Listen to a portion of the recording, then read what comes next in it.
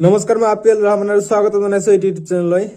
so বহুতে মোলে comment কৰিছে স্যাৰ কালি এছএমএছ পৰীক্ষা এসএ কমন দিয়ক ৰচনা কমন দিয়ক তোমালোকে ইতিমধ্যে জানা যে তোমালোকৰ যি এসএলসি পৰীক্ষা আছে তোমালোকৰ 2024 বৰ্ষৰ বাবে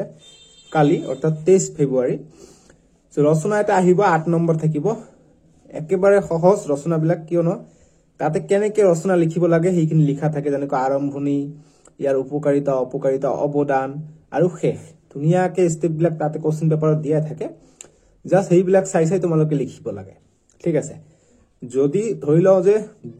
বিজ্ঞানৰ অবদান বুলি দিছে যে তোমাৰ জীৱনত বিজ্ঞানৰ অবদান বিজ্ঞানৰ প্ৰভাৱ তেনেহলে আৰম্ভণি দিব উপকাৰিতা দিব অপকাৰিতা দিব আৰু শেষ দিব সো আৰম্ভণি কেনেকৈ কৰিবা যে বিজ্ঞানে আমাৰ জীৱন শৈলী এটা নতুন ভংগিমা দিছে বিজ্ঞানৰ সহায়ত আমাৰ দৈনন্দিন জীৱন বহুত সুবিধাজনক হৈছে গতিকে তাৰপিছত এইখিনি লেখাৰ পিছত তাতে উপকাৰিতা দিবা যে বিজ্ঞানৰ ফলত যাতায়াতৰ সুবিধা হৈছে গাড়ী মটৰ হৈছে বিজ্ঞানৰ অৱদান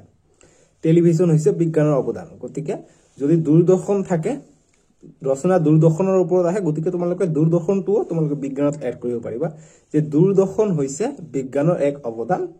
তাৰপিছত তোমালোকে যদি দূৰদৰ্শন পঢ়িছা তেনেহলে তোমালোকে এই দূৰদৰ্শন ৰচনাটো তোমালোকে আকৌ বিজ্ঞানতো সমাই দিব পাৰিবা ঠিক আছে তাৰপিছত যদি দূৰদৰ্শন যদি আহে তেনেহলে তোমালোকে যি বিজ্ঞানৰ অৱদান আছে বিজ্ঞানৰ অৱদানখিনি তোমালোকে দূৰদৰ্শনত দিব পাৰিবা কিয়নো বিজ্ঞানৰ অৱদানৰ ফলতহে দূৰদৰ্শন আহিছে অৰ্থাৎ টিভি আমি চাব পাৰিছো নিউজ চাব পাৰিছো দূৰদূৰণিৰ খবৰ আমি চাব পাৰিছো ঠিক আছে কেনেকৈ এটা ৰচনাত আমি বেলেগ এটা ৰচনা দি আমি লিখিব পাৰো ধুনিয়াকে ঠিক আছে যেনেকৈ ধৰি লও বাতৰি কাকত আহিলে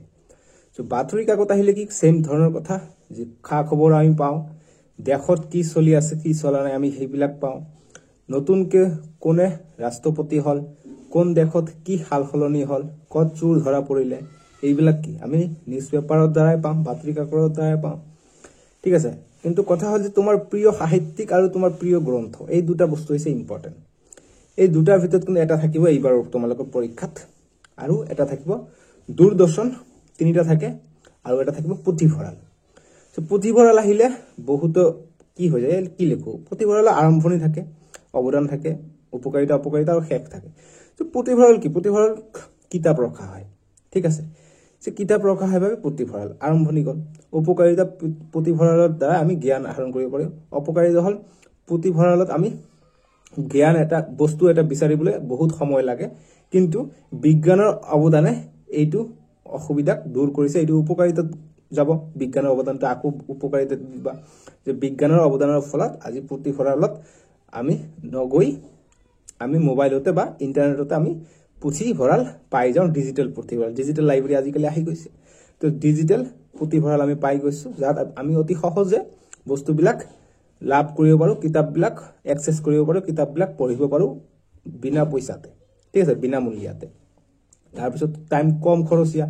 কম সময়ত আমি পঢ়িব পাৰো এইটো হৈছে বিজ্ঞানৰ অৱদান গতিকে চাইছা পুথিভঁৰালটো বিজ্ঞানৰ অৱদান দিব পাৰি বুজি পাইছা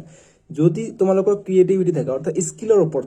কথা স্কিল আৰু এপ্লিকেশন যদি স্কিল আৰু এপ্লিকেশন ঠিকে থাকে তেনেহলে তোমালোকে ৰচনা পাই যাবা ঠিক আছে সো প্ৰিয় সাহিত্যিক প্ৰিয় গ্ৰন্থ পুথিভঁৰাল আৰু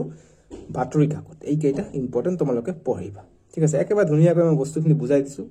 একেবাৰে মানে বনাই লিখিলে হৈ গল যি স্টেপ দিয়া আছে স্টেপ কেইটা দি মেইন পয়েন্ট যদি দিয়া আৰু বনাই লিখিব দৰকাৰ নাই ৰচনাত 8 মাৰ্কৰ ভিতৰত দুটা পেজ লিখি 8 মাৰ্ক পাব পাৰি যদিহে পয়েন্ট টু পয়েন্ট লিখিব পাৰি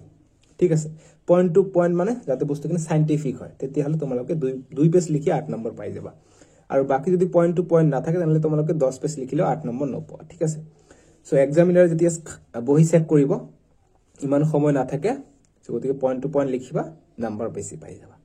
ঠিক আছে সো এইখিনি